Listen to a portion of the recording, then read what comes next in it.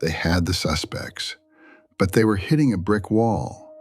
Arturo and Katrina had a pact of silence, and without a confession, they might have gotten away with murder. Until the phone rang. The discovery of the body in the freezer changed everything. Police immediately arrested Arturo and Katrina, but they hit a legal wall. They could prove the couple hid the body, so they were charged with abuse of a corpse.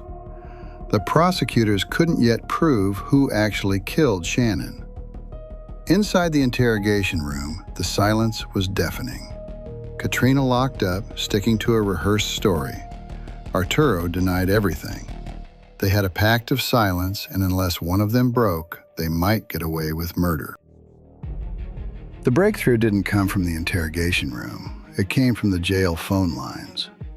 Investigators were monitoring Katrina's calls when they heard her talking to a friend named Nicky in Connecticut. Nicky was urging Katrina to cut ties with Arturo. Detectives flew to Connecticut to interview Nicky. What she told them shattered the case. She revealed that both suspects had confessed to her separately. Arturo had admitted to her on the phone, "I killed Shannon."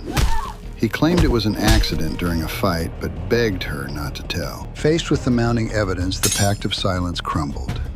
Katrina turned on Arturo and revealed a third conspirator, Andrew Herman. Andrew wasn't just a bystander. He was called to the apartment to help them dismember Shannon's body in the bathroom so they could fit her into the freezer. It took 3 people to chop up and hide the body, but only one phone call to expose them all. In the basement, next to the freezer, they had found a sealed industrial bucket. Inside were Shannon's partial remains. Arturo had used the acid specifically on her head and teeth, dissolving her features to make sure she could never be identified. It was why they had to rely on her foot tattoo for the ID. This was no accident. It was an erasure. Yeah, it's me. It's done. He, jury, saw the truth. For the brutal murder and the horrific desecration of her body, Arturo Novoa was sentenced to life in prison without parole. The imposter plot had failed.